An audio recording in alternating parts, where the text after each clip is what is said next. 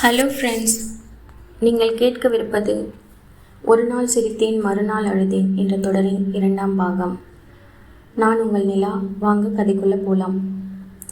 தன் காதலிக்கும் பெண்ணை தன் நண்பன் அவளை தன் மனைவி என்று கூறுவதை கேட்டு அதிர்ச்சி அடைந்தான் ஆகாஷ்.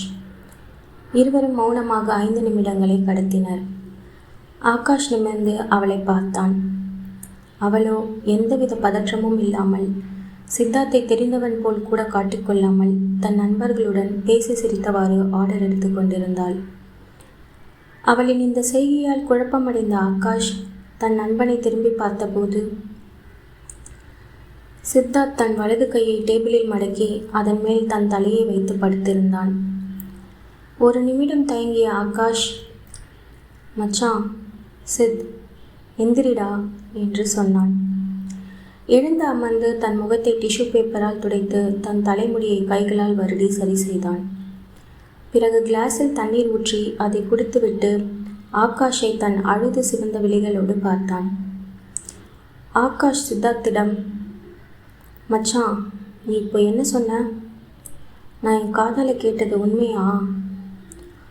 ஆனால் நீ அவளை பாரு, அவள் எவ்வளோ நார்மலாக இருக்கான்னு. அட்லீஸ்ட் உன்னை தெரிஞ்ச மாதிரி அவள் காமிச்சிருந்தா கூட நான் இந்த கேள்வியை உன்னை பார்த்து கேட்டிருக்க மாட்டேன்டா என்று சற்று தயங்கியவாறு கூற, மச்சான், அவள் அப்படி தான் பிஹேவ் பண்ணுவாள். என்னால் அவளை புரிஞ்சுக்க முடியுது. என்னை அடிக்காமல் விட்டாலேன்னு நான் சந்தோஷப்படுறேன் ஆகாஷ். அவள் என்னை முழுசாக வெறுத்துட்டாடா என்று கலங்கும் குரலில் கூறினான். மேலும் அவர்களின் திருமண புகைப்படத்தை தன் செல்போனில் இருந்து ஆகாஷுக்கு காட்டினான்.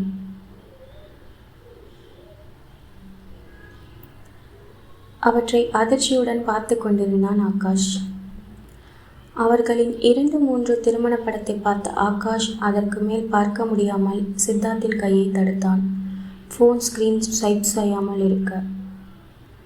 இன்னும் ஒரு சில நிமிடங்களை மௌனமாக கடத்திய ஆகாஷ் இதற்கு மேல் தாங்காது தன் தலையை வெடித்துவிடும் என்பது போல் இருந்தது அவனுக்கு.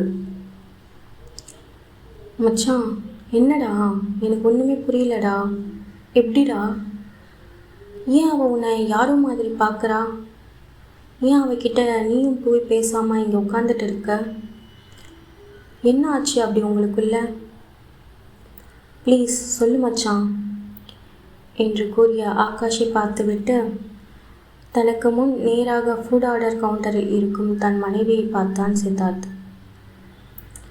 அவளையே பார்த்தவாறு ஆகாஷிடம் பேச ஆரம்பித்தான் சித்தார்த்.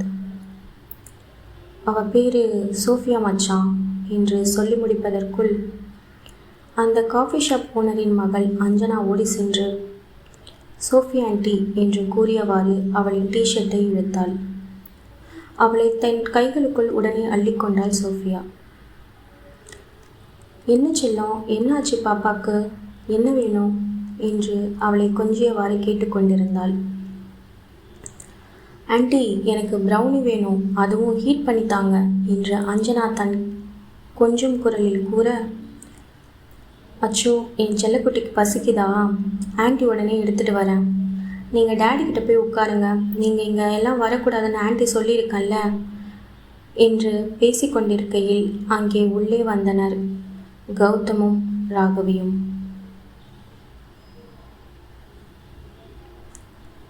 ஏ வாலு, இங்கே என்ன பண்ணுற என்று கேட்டவாறு சோஃபியா கையில் இருந்த அஞ்சனாவை வாங்க ராகவி முயன்றபோது அஞ்சனா அவள் அம்மாவிடம் செல்லாமல் சோஃபியாவிடமே இருந்தாள். அண்ணி, பாப்பா என்கிட்டே இருக்கட்டும், அதான் இப்போ யாரும் ஆர்டர் கொடுக்க வரலல்ல, யாராவது வந்தால் தரேன்.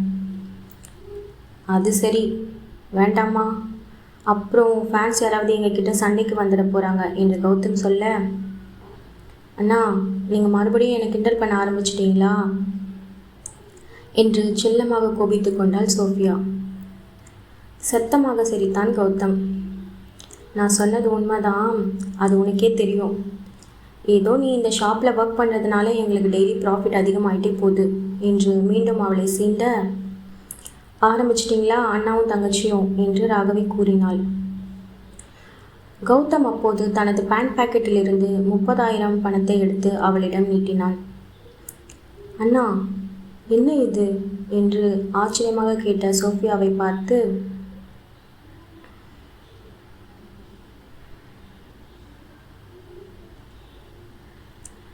ஏன் மேடம், செமஸ்டர் ஃபீஸ் கட்டணும்னா என்கிட்டலாம் கேட்க மாட்டீங்களா என்று சற்று கோபத்துடன் கேட்க, உடனே இடதுபுறம் திரும்பி தன் இடுப்பில் கை வைத்து கொண்டு அனிதாவை உற்று நோக்கினாள் சோஃபியா. என்ன தங்கச்சி மேடம், அனிதாவை பார்த்தா? அவள் சொல்லலை என்று கௌதம் சொல்ல, நீங்கள் 2 பேரும் பேசிகிட்டு இருந்ததை நான் கேட்டேன். ஏன் சோஃபியா, இந்த அண்ணா கிட்ட கேட்க மாட்டியா? அண்ணா, அப்படியெல்லாம் இல்லை. ஆல்ரெடி நீங்கள் எனக்கு ஜாப் அண்ட் புக் ஃபீஸ்னு நிறைய ஹெல்ப் பண்ணியிருக்கீங்க. மறுபடியும் உங்ககிட்ட கேட்க எனக்கு ஒரு மாதிரி இருந்துச்சு என்று சொல்லி அவளின் தலையில் செல்லமாக தட்டிய கௌதமை பார்த்து, அண்ணா என்று அவள் சொல்லி முடிக்கும் முன், இப்போ என்ன சொன்ன? அண்ணான்னு சொன்னேன். நான் உன் அண்ணா சோஃபி, வாங்கிக்கோ. மேலும் அவள் தலையை வருடியவாறு, உன்னை எங்கள் கூட வந்து இருன்னு சொல்கிறோம், ஆனால் நீ தான் ஹாஸ்டலை விட்டு வரமாட்டேங்கிற. ராகவி சோஃபியாவின் முன் வந்து, அதான் அவர் அவ்வளோ சொல்கிறாருல்ல, வாங்கிக்கோ சோஃபி. ஓகே, நான் வாங்கிக்கிறேன், ஆனால் நீங்கள் என் சேலரியிலேருந்து இதை கொஞ்சம் கொஞ்சமாக பிடிச்சிக்கணும் என்று சற்று தயங்கியவாறு கூறினாள். அதெல்லாம் கரெக்டாக பிடிச்சிக்கிறோம், உன்னை பற்றி எங்களுக்கு தெரியாதா? இப்போ இதை வாங்கிக்கோ. கௌதமை பாசமாக ஒரு முறை அணைத்து கொண்டு சோஃபியா அந்த பணத்தை வாங்கினாள். அச்சோடா, இவங்க பாசப்படத்தை பார்க்க முடியல அனிதா, வா நம்ம போகலாம் என்று ராகவி இருக்கும் சூழலை சற்று இயல்பாக்க கூறினாள். பிரௌனியை அஞ்சனாவுக்கு ஊட்டிவிட்டாள் சோஃபியா. பின்பு அஞ்சனாவை அங்கிருந்து தூக்கி கொண்டு கௌதம் மற்றும் ராகவி அவர்கள் இடத்திற்கு சென்று அமர்ந்து கொண்டனர்.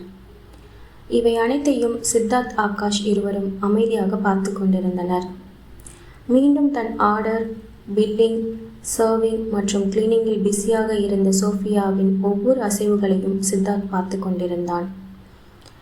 ஆகாஷும் எதுவும் சொல்லாமல் சித்தார்த் பேசும் வரையில் அமைதியாக இருந்தான்.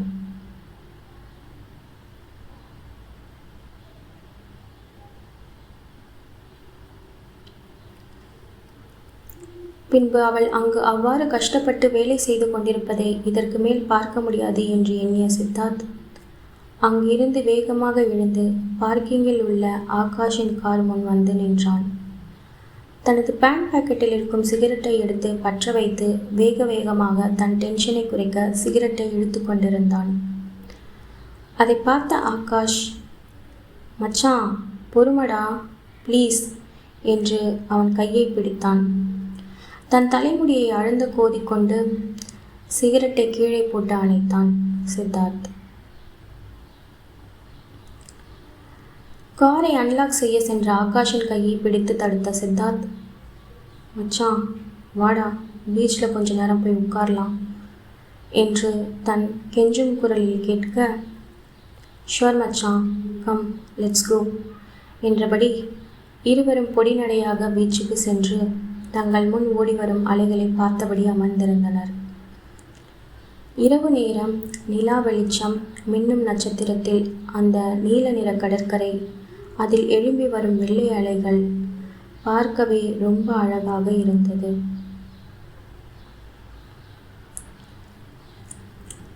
ஆகாஷ் சித் என்று அழைக்க வாயெடுக்கும் முன் தன் குரலில் நடுக்கமும் கலக்கமுமாய், மச்சான் அவளை இந்த பீச்சுக்கு நிறைய தடவை கூட்டிகிட்டு வந்திருக்கண்டா.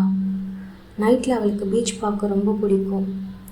அதுவும் இந்த சர்ச் எங்களுக்கு ரொம்ப ஸ்பெஷல். எப்போ இந்த பீச்சுக்கு வந்தாலும் அவள் இந்த சர்ச்சுக்கு போயிட்டு வந்ததுக்கப்புறம் தான் நாங்கள் வீட்டுக்கு போவோம்.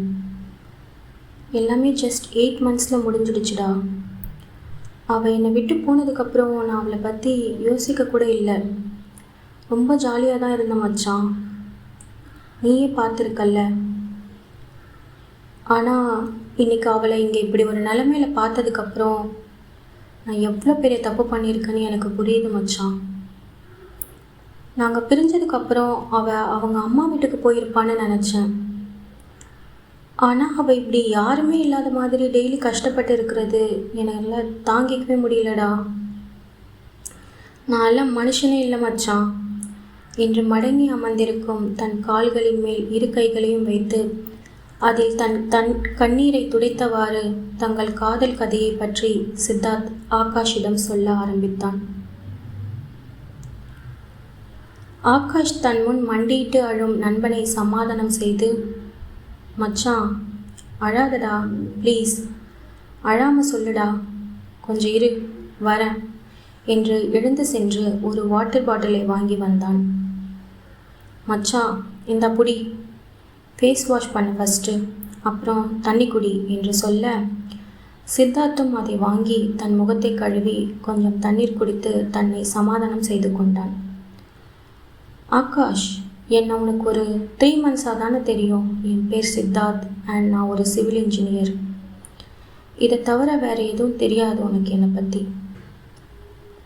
நீ என் லைஃப்பில் வந்த சேம் டே நான் உன்னை அந்த பாரில் பார்த்த அதே டே தான் மச்சான் அவன் என் லைஃப்பை விட்டு போனான்.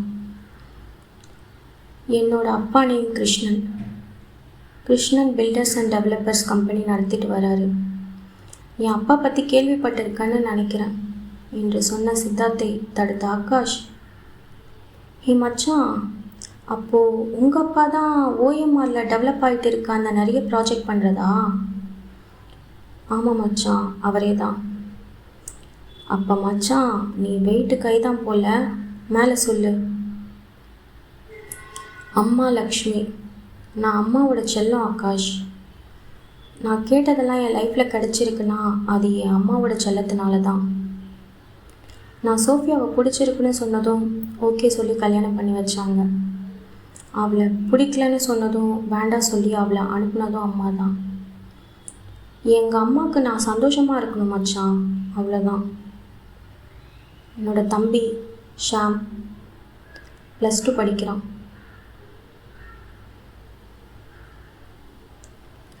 நானும் அவனும் வீட்டில் இருந்தால் வீடு 2 ஆகிற அளவுக்கு சண்டை விளையாட்டுன்னு ரொம்ப ஜாலியாக இருக்கும்டா.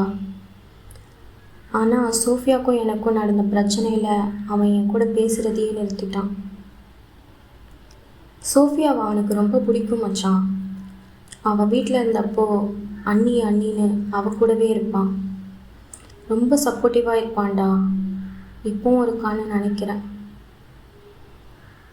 லாஸ்ட் டிசம்பரில் அவன் கூட என் லைஃப் ஸ்டார்ட் ஆச்சு.